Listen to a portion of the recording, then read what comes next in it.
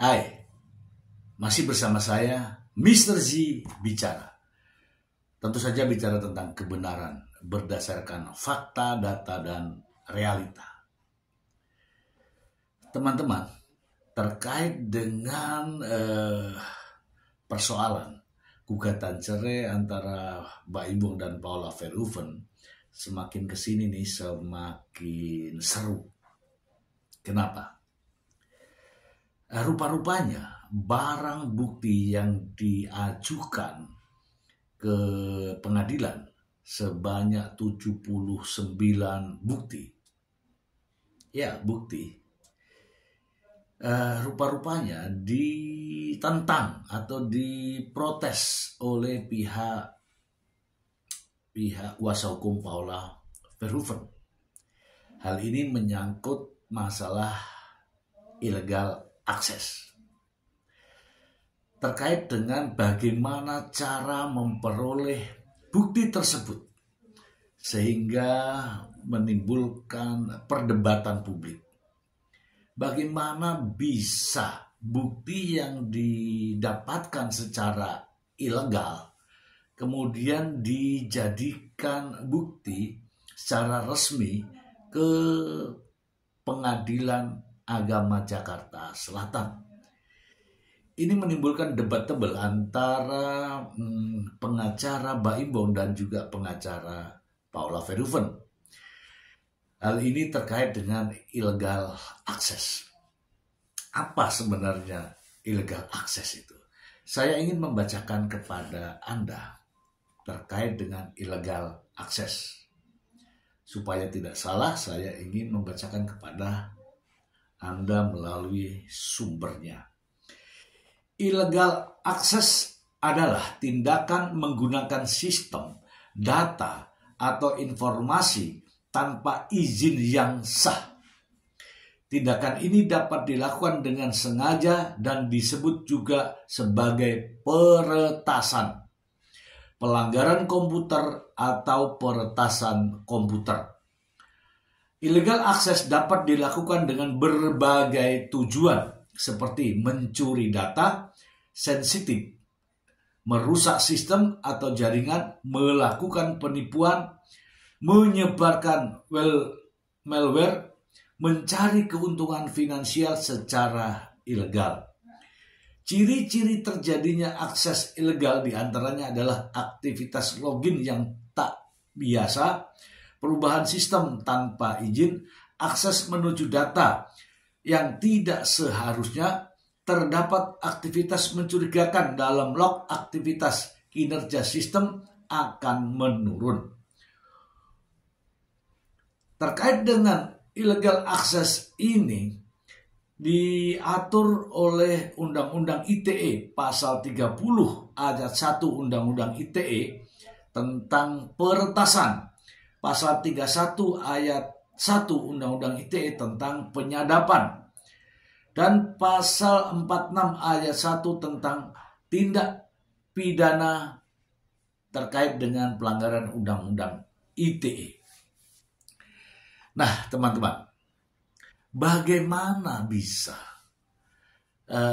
seorang tim pihak dari Mbak Imbong mengambil bukti dari sesuatu elektronik yang bukan miliknya.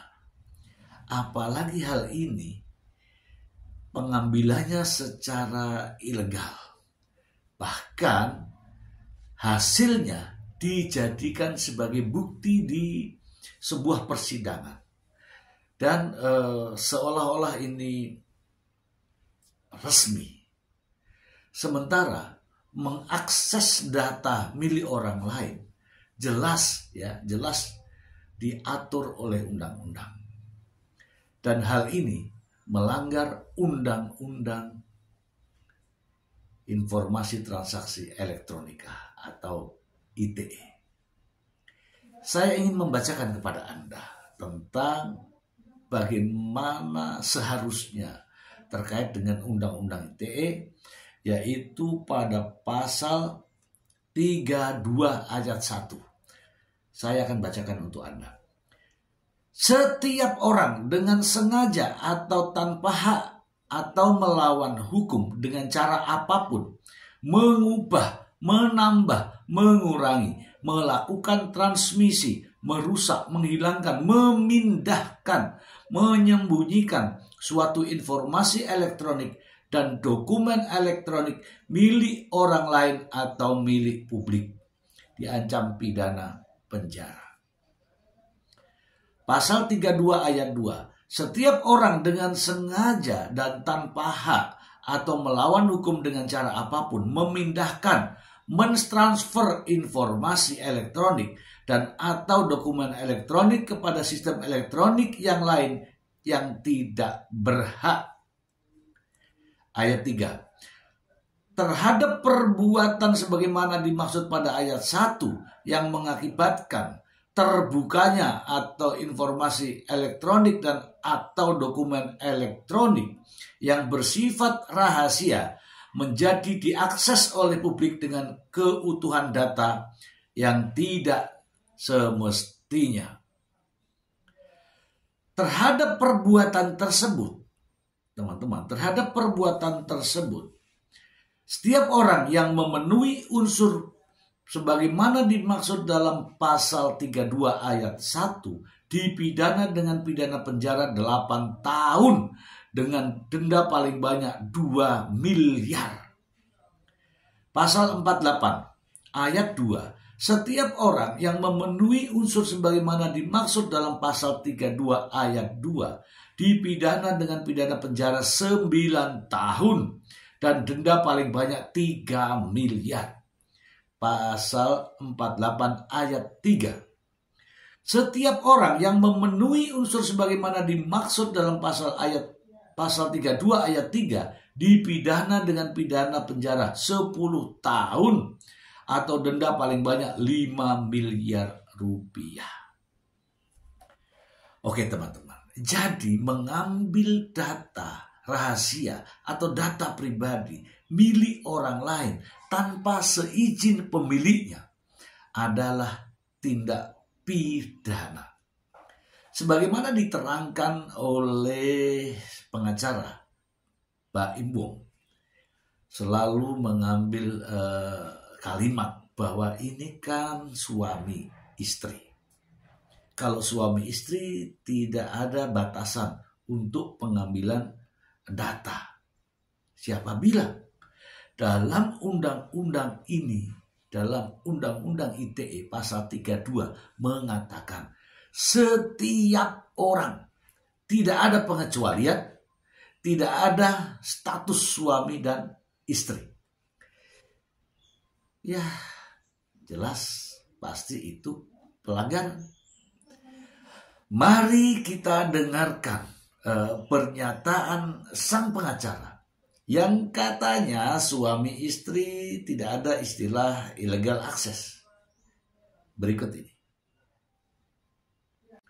Suami istri kan sudah dijawab tadi. Suami istri tidak mungkin ada illegal access. Suami istri saling memegang password, artinya boleh membuka satu sama lain. Hubungan saksi? Kenapa? Hubungan saksi dengan ini siapa? Nggak boleh tahu. Tanya aja sama mereka. Karena saksi itu sudah diperluas di dalam putusan Mahkamah Konstitusi. Jadi walaupun dia hanya bukan saksi yang mendengar langsung, tapi mungkin dia ada mendapatkan itu boleh. Rekon Baim sendiri ketika tadi mendengar pernyataan ahli gimana mungkin? Dia yang dia tahu.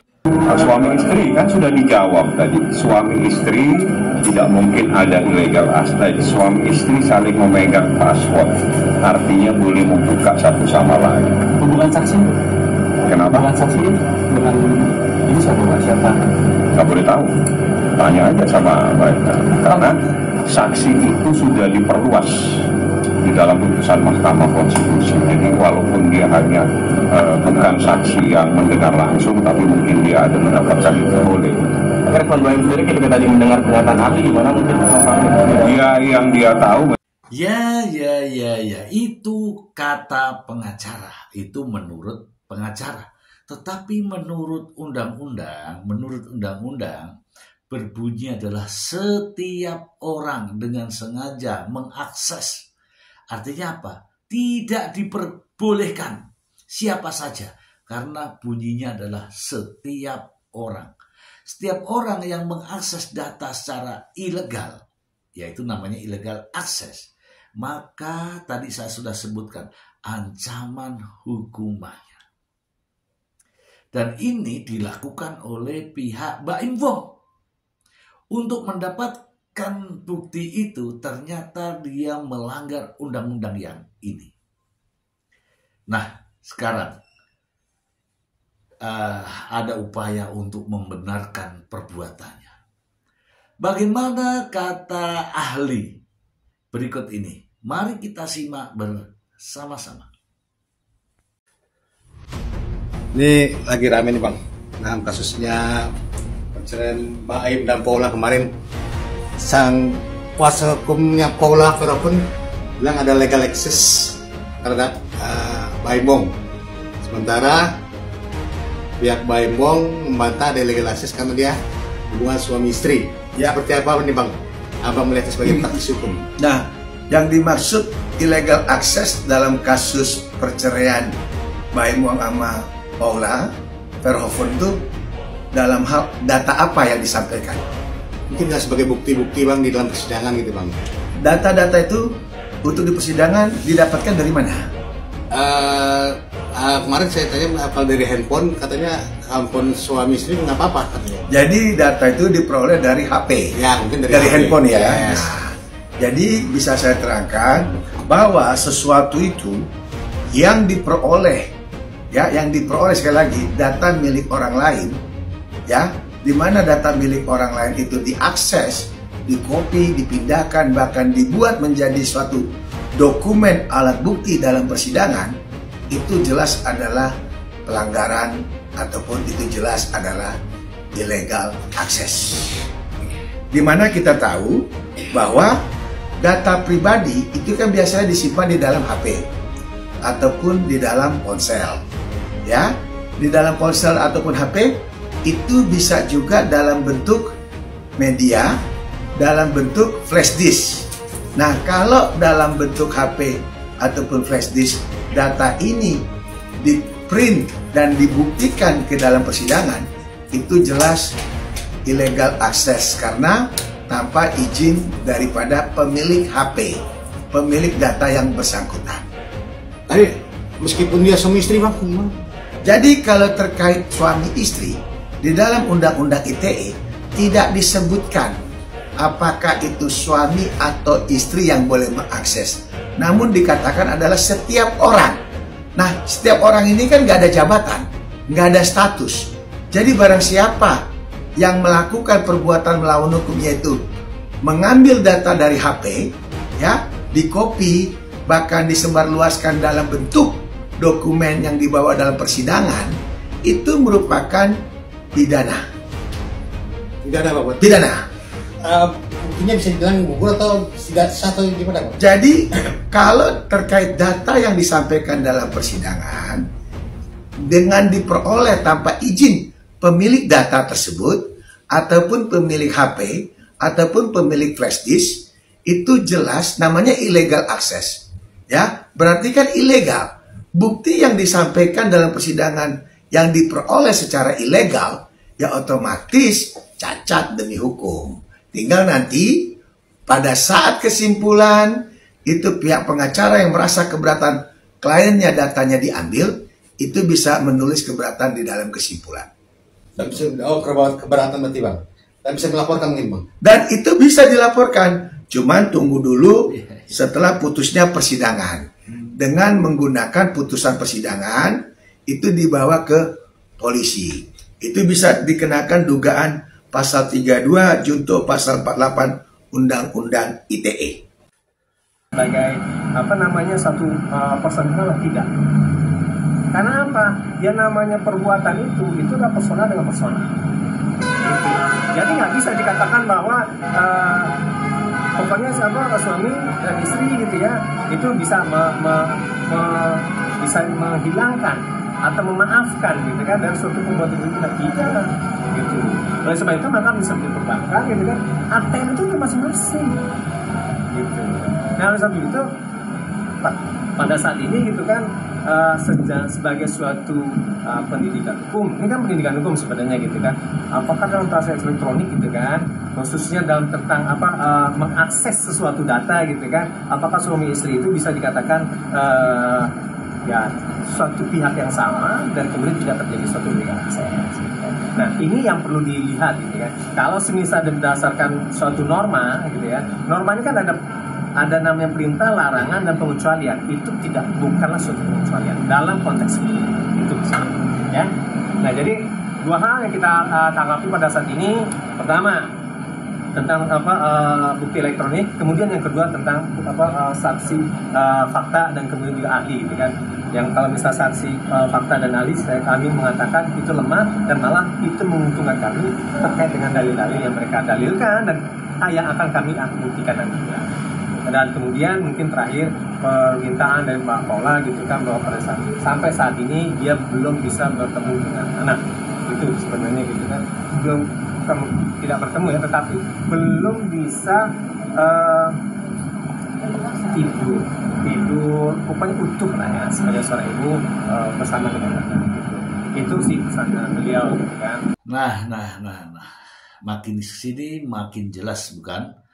Jadi terkait dengan illegal access ini masuk unsur, apalagi kalau barang yang diambil atau data yang diambil, apapun itu, kemudian dilakukan perubahan, dilakukan editing, kemudian dijadikan bukti di persidangan.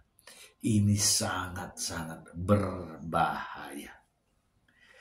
Dan di Indonesia ini terkait dengan pelanggaran transaksi elektronik, ini sangat berat teman-teman. Dari ancaman di atas 5 tahun penjara. Undang-undang ini memang benar-benar menjadi perhatian publik karena undang-undang ini terus dirubah mengikuti perkembangan zaman. Ya, mulai dari Undang-Undang Nomor 11 Tahun 2008 tentang ITE, kemudian diubah menjadi Undang-Undang Nomor 19 tahun 2016 dan sekarang ini dirubah menjadi Undang-Undang Nomor 1 tahun 2024. Terus dilakukan perubahan karena begitu banyak pelanggaran-pelanggaran terkait dengan illegal access ini. Saya miris ya ketika seseorang ingin menjatuhkan harkat dan martabat orang lain dengan mengakses data secara ilegal. Apalagi ini dilakukan oleh seorang suami yang ingin menjatuhkan harkat dan martabat istrinya melalui sistem elektronik dengan mengambil data-data pribadi milik sang istri, kemudian dijadikan sebuah bukti di pengadilan secara ilegal. Saya melihat bahwa ini adalah upaya yang luar biasa, untuk menjatuhkan, untuk mencemarkan nama baik Paula Verhoeven. Sementara sang pengacara selalu berlindung kepada suami istri, tetapi sang suami dengan cara ini hanyalah untuk menjatuhkan istrinya, untuk menjatuhkan harkat dan martabat istrinya. Ya, saya teramat sangat ya teman-teman, teramat sangat prihatin dengan kejadian ini. Mengapa begitu tinggi sekali nafsunya untuk menjatuhkan istrinya? Ya, apapun yang terjadi, ya walaupun ingin bercerai, setidak-tidaknya dengan cara yang gentleman lah ya. Jangan mengambil barang milik orang lain tanpa izin, ya, kemudian dijadikan bukti di persidangan. Yaitulah yang dinamakan illegal access. Semoga bermanfaat untuk Anda. Terima kasih.